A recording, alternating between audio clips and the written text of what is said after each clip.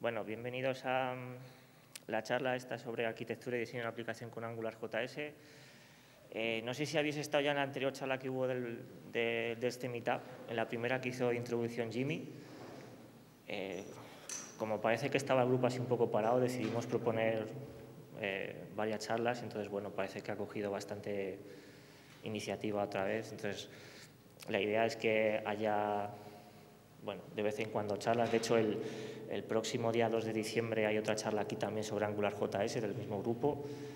No sabemos todavía de cuál de las propuestas será. A lo mejor es una nueva, no lo sabemos.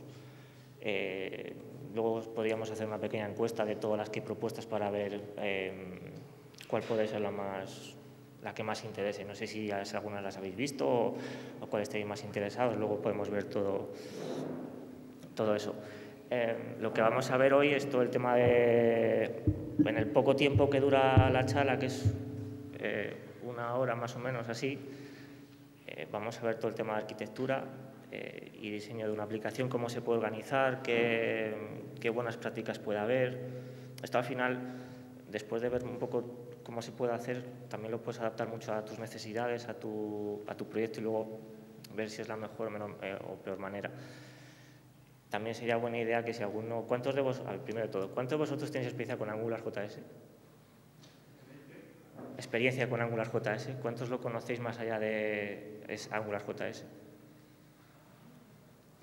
No, más que nada porque luego, si da tiempo, sí me gustaría ver un poco de las cosas que contemos, si a lo mejor lo hacéis de otra manera o esto al final todo es cuestión de compartir conocimientos.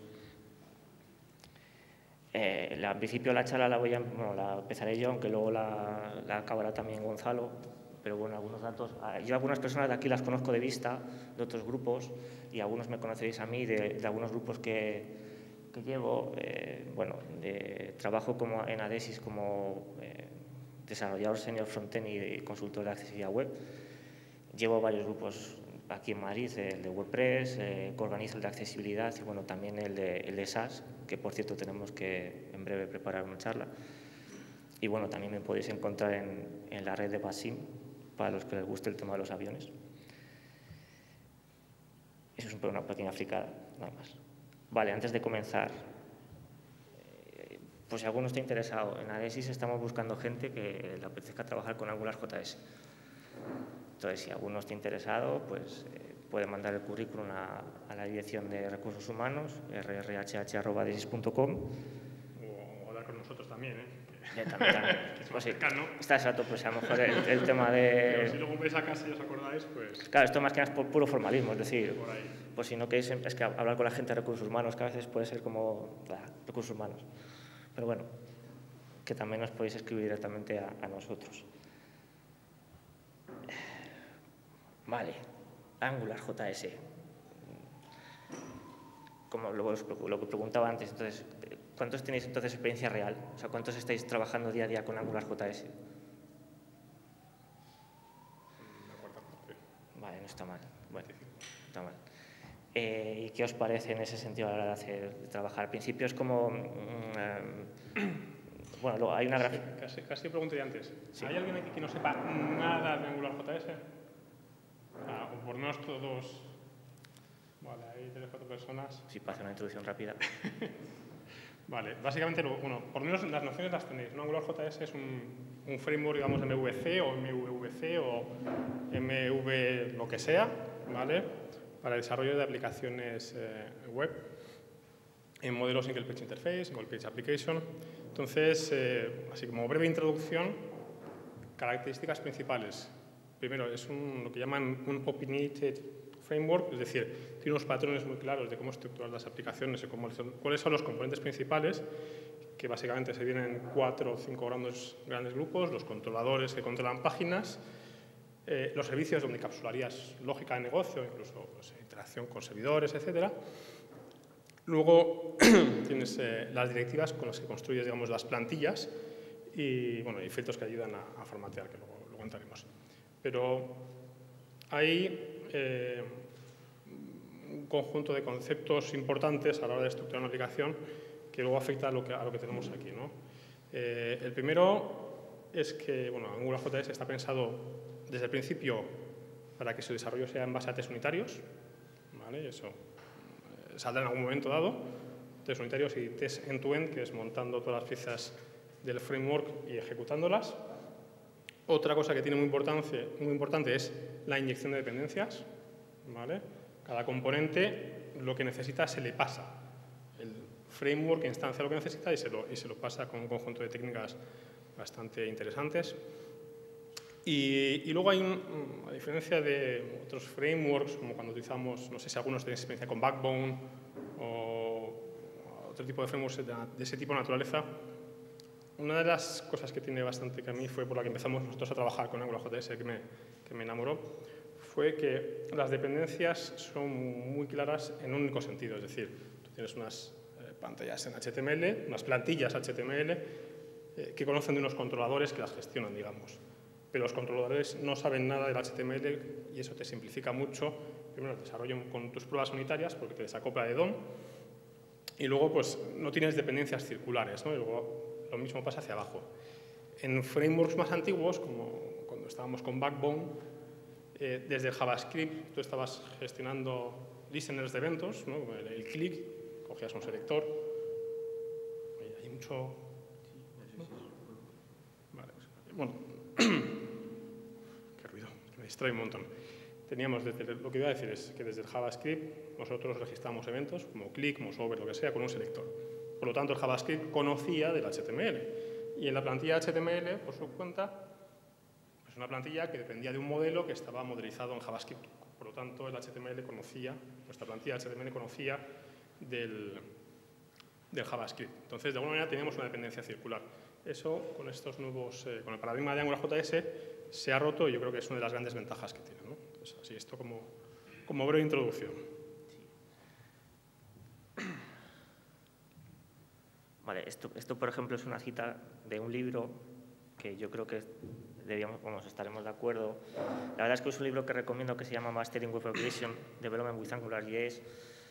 En su capítulo 2, cuando habla de lo que es la construcción y el testeo, menciona eso, que digamos había en ocasiones cuando anteriormente parece que el Java sí se considera como un lenguaje así como de pega, de juguete, pero ya aquellos que... ¿Quién tiene a lo mejor experiencia de varios años, a principios del 2000? Eso, por ejemplo, se nota mucho cómo acaba evolucionando todo esto, ¿vale? Entonces, ahora mismo el Java sí que es un lenguaje como que es bastante importante en el desarrollo y tiene como mucha más base. Ya no se trata como, esto es para validar formularios y poca cosa más. Yo creo que la metáfora correcta es que, ¿no? JavaScript era como el patito feo, era el más feo de los patos, y ahora resulta que es un cisne, ¿no? Y los demás se han quedado como patos. Entonces... Y esta otra cita de una presentación que se llama Building Ledge Apps with AngularJS es realmente también algo que cuando empiezas con Angular te pasa lo mismo. Es decir, tú empiezas a trabajar con Angular y al principio te sientes pues eso, como un crío en la mañana de Navidad que abre los regalos y se los quiere enseñar a todo el mundo y dice, mira qué bonito tal, no sé qué. Vale, al principio es como... Te causa así como mucha satisfacción, tal. Pero luego tienes que empezar a controlar ciertas cosas. Ahora veremos una gráfica, que creo que la tengo aquí, esta gráfica la encontré, creo que fue esta semana, ayer, en otra presentación también parecida a esto. Entonces, si aquí vemos, por ejemplo, el Angular Rule, ahí es, por ejemplo, cuando descubrimos el ejemplo que tiene Google, creo que es el de los móviles, si no lo han cambiado. Entonces, ahí tú ves el ejemplo y dices, esto es la hostia, esto es impresionante, puedes hacer cosas rapidísimo y tal.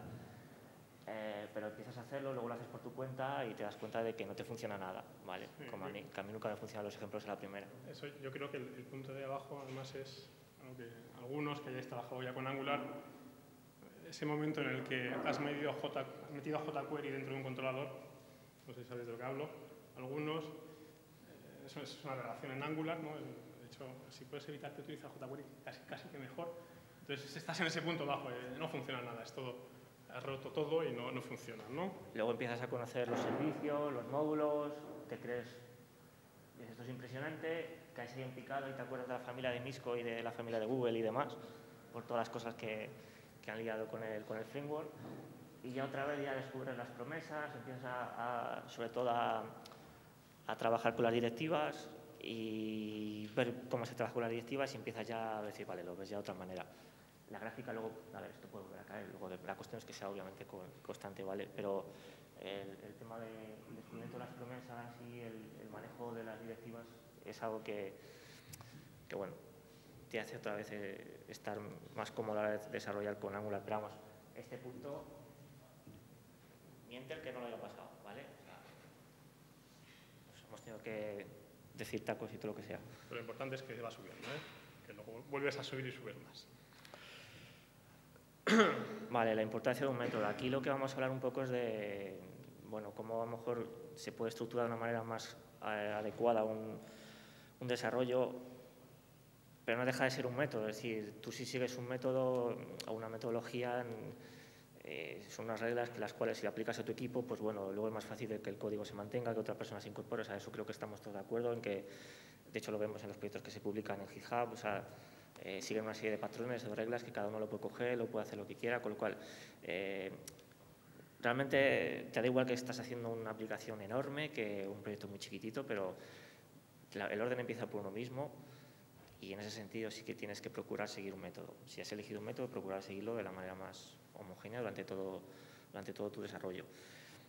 Sí que es cierto que el tema, vale, la documentación. La gente echa peste de la documentación de Angular, no sé si la habéis sufrido, ¿vale? La documentación oficial de Angular. Está bastante bien a veces cuando ves la documentación ver el resto de los comentarios, porque la gente empieza ya a colaborar. Si, por ejemplo, habéis visto la página donde hablan del Element, Angular Element, de todas las posibilidades que tiene, que usa el JQLittle, abajo de todos los comentarios la gente empieza a proponer historias de, pues, ¿cómo? Pero es que esto no tiene esta función, mira, pues lo puedes hacer así, pues lo puedes hacer así. Es decir, esa documentación está muy viva. No obstante, más allá de la documentación oficial, obviamente está Stack Overflow, creo que la conocemos todos, que es un salvaguarda bastante importante. Y también esto es muy importante el ver sobre todo códigos de otras personas, ver cómo se han creado otros generadores, cómo se han creado otros desarrolladores. Pues mira, aquí esto lo han hecho aquí así, esto lo han hecho aquí y allá. Pero bueno, la cuestión es ver exactamente cómo lo hacen otras personas y a lo mejor, si no hacerlo igual, compartir el mismo patrón y a lo mejor, ya sabes, luego lo puedes mejorar. Cuando hablemos luego de los generadores, hay 4 que yo conozca. Cada uno tiene sus cosas y si no te gustan los 4 que te puedes hacer uno. O sea, será por generadores. A ver, aquí no tiene nada más. Vale, entonces... Sí. Antes, una pregunta de aquí, de Node.js. O sea, ¿lo conocéis? ¿Hay alguien que no lo conozca? Mejor dicho, ¿alguien no lo conoce? Node.js, no te suena nada. ¿Te suena? Que es como una especie de máquina virtual para ejecutar código JavaScript en el servidor, ¿vale? Entonces, básicamente lo que hace es, esa máquina virtual te expone una API para interaccionar con cosas del sistema operativo súper potente y tú programas en JavaScript y tienes acceso a todos los recursos, ¿vale? Eso es porque estos 3 logos, ¿estos los conocéis o no los conocéis? ¿Hay alguien que no los, bueno, aparte de que no los conocerás igual, los conocéis? Básicamente, estos son, si quieres, bueno, comentar tú, utilidades para ejecutar sobre Node.js que son fundamentales en el desarrollo de cualquier aplicación con AngularJS. O sea. Bueno, en general, yo diría casi cualquier desarrollo. Es decir, si lo que comentaba hace un rato, si alguno tiene experiencia de varios años en desarrollo web y de hace ya unos cuantos años, cómo estaba antes, cómo se hacían, y ahora ves esto, te das como, joder, ¿cómo hacía yo antes las cosas? ¿Sabes? Que a lo mejor tú las hacías, pero yo, por ejemplo, en otros proyectos que hacía, yo tenía como mi patrón de proyecto para empezar, pero ese hay un patrón que tenía yo en mis carpetas y yo empezaba un proyecto nuevo copiando y pegando ese proyecto, pero bueno, eso, o sea, digamos que ha evolucionado muchísimo y ahora existe lo que se llama Yeoman, que es el muñeco inglés. Algún día intentaré averiguar por qué les ponen esos logos, ¿vale? Pero bueno, es otro tema. Yeoman es un empaquetador de... Es un scaffolding más bien, ¿no? de aplicaciones, o sea... Te crea como la estructura del proyecto, ¿vale? Lo instalas desde Node, se ejecuta sobre Node, y lo que hace es te genera la estructura de un proyecto, ¿vale? Entonces, para eso está lo del famoso generador que comenta ahí la presentación.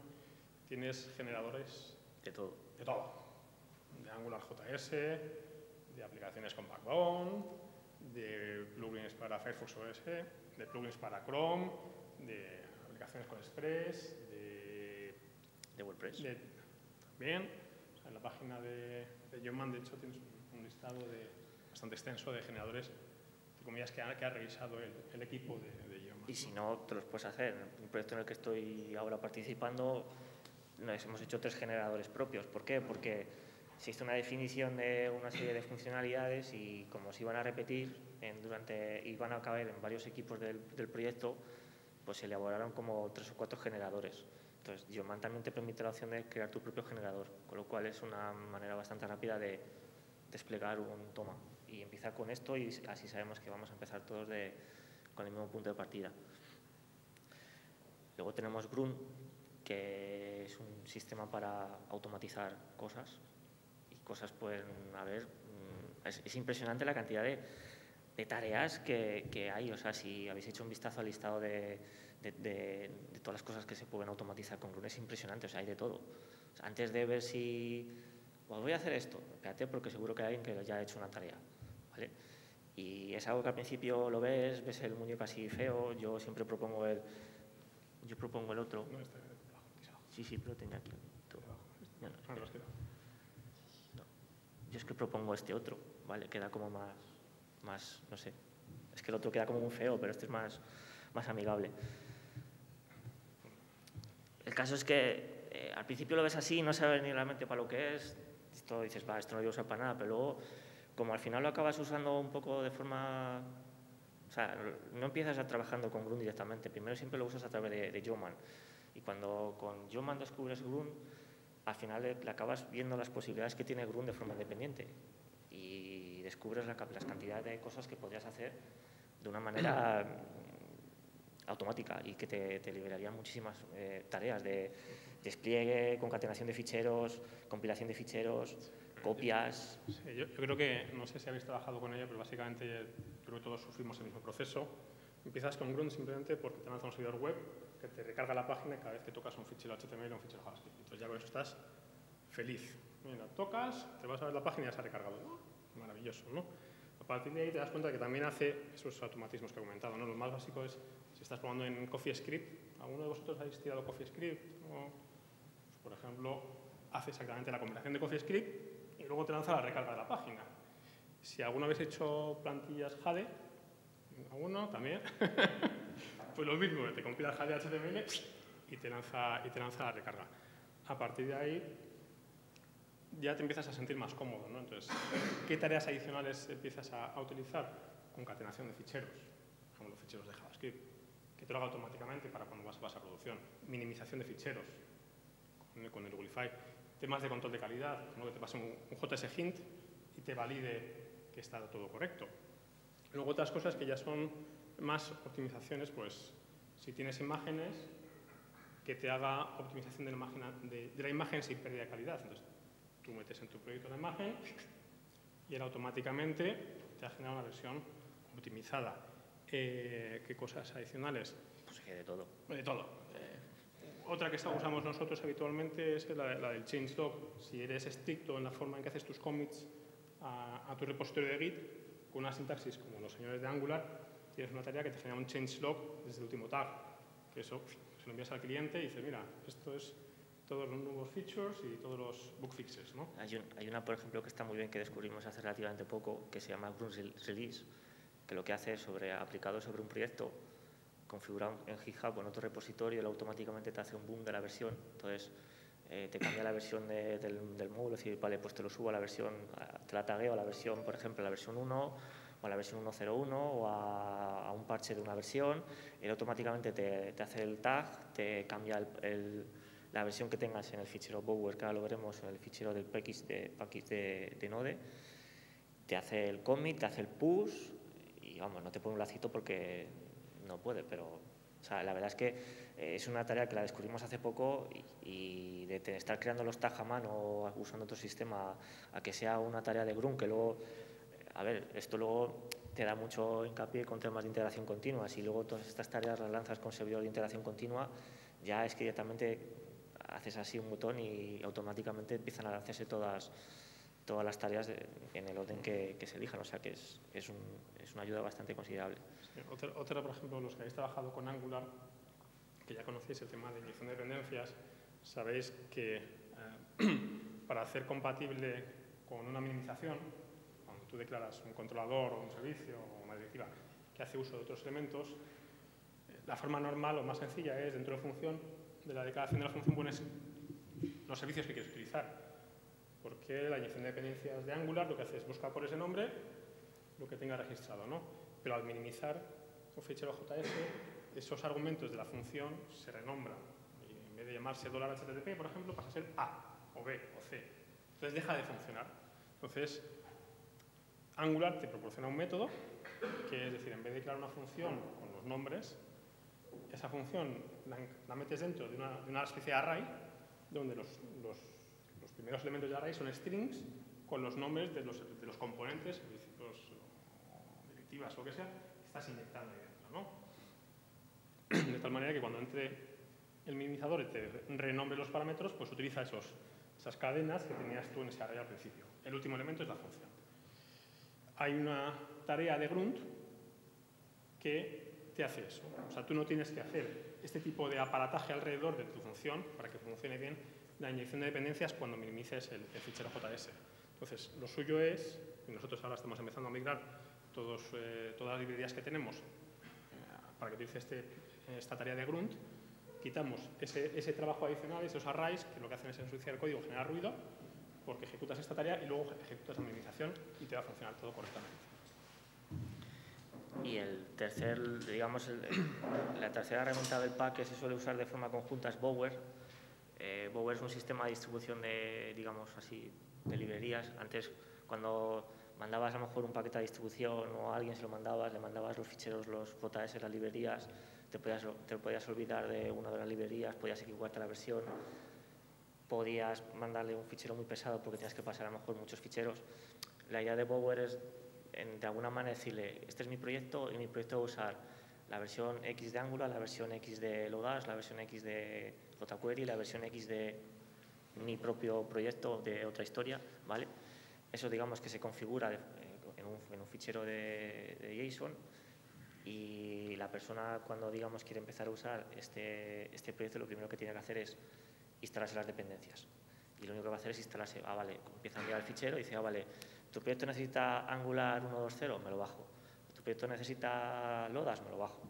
Y es una manera de no distribuir esos ficheros cuando están, digamos, en un único, digamos, punto de distribución. Sí, si alguno habéis trabajado con proyectos Java, pues es lo que viene a ser el Maven, la parte de Maven donde defines dependencias de proyectos, y la parte de web.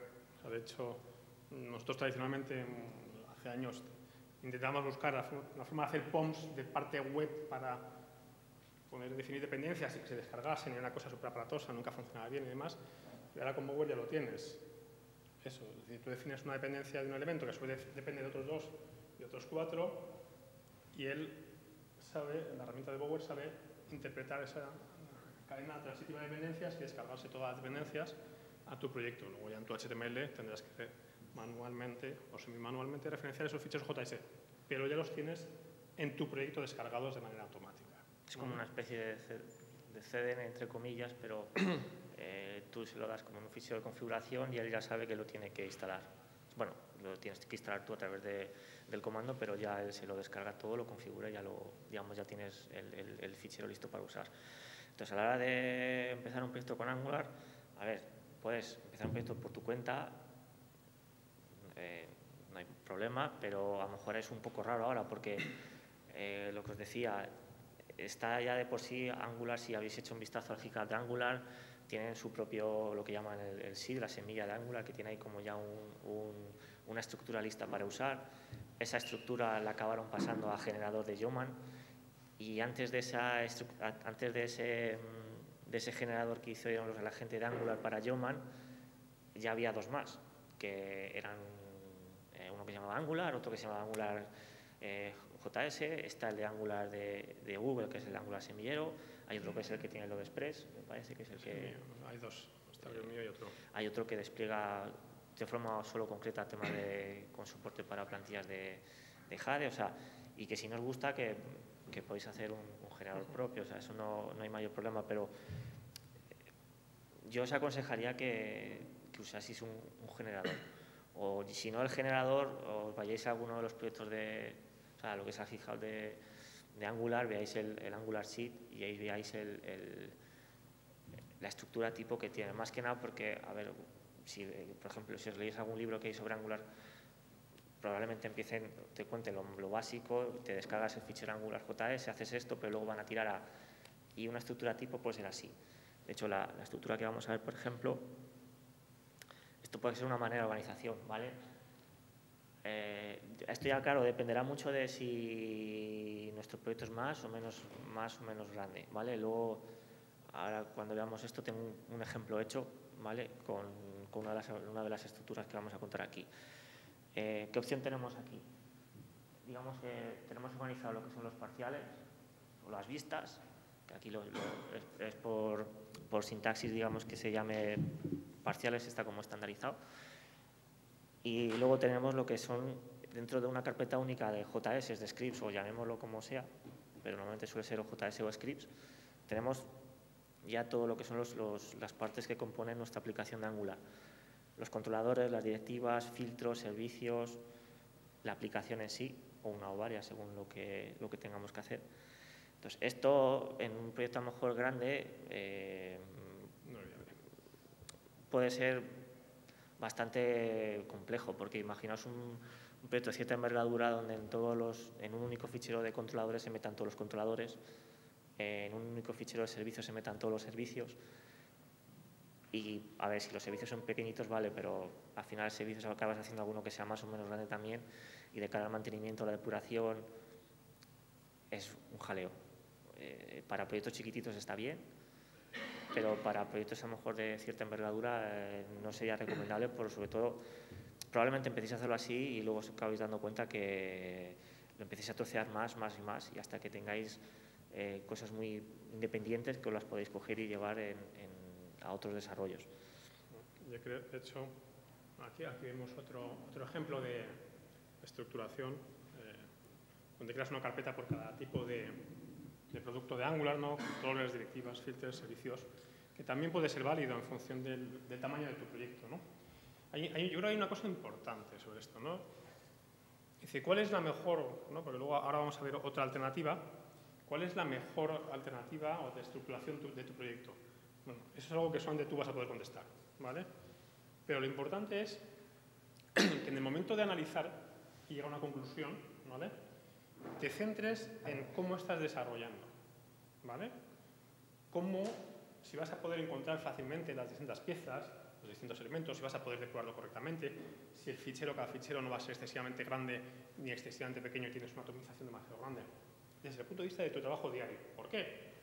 Porque para producción tenemos grunt. O sea, si queremos luego en producción concatenarlo y servirlo todo como un fichero o como varios, eso es algo separado y eso es la tarea de empaquetar lo que vas a hacer con grunt para tu proyecto, donde lo vas a definir. Por lo tanto, conviene siempre no separar esas dos cosas que a veces están muy atadas, ¿no?